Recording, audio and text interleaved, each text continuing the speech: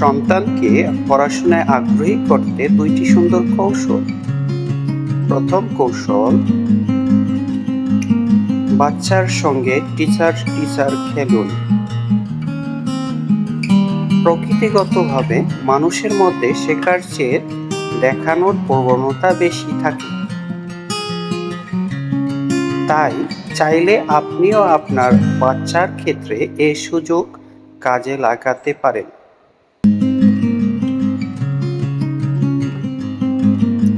বাচ্চাকে বলুন, আজ তুমি টিচার আমাকে পড়াবা, কাল আমি টিচার হব, তুমি পড়বে। প্রয়োজনে সবসময় তাকে টিচার হতে দিন।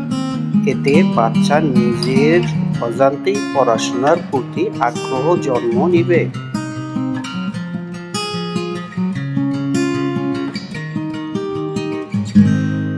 কৌশল ২, শুধু পড়ালেখা নয়, শেখার নানান কৌশলে বাচ্চার পড়াশোনাকে খেলায় রূপান্তরিত করুন।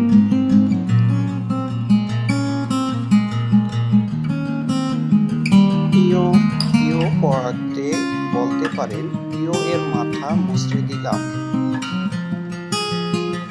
ঘ এর পেটটা কত মোটা, দ এর হাঁটু ভেঙে গেছে। মনে রাখবেন, শিশুদের শেখাতে হবে সৃজনশীল, সহজ এবং আকর্ষণীয় পদ্ধতি।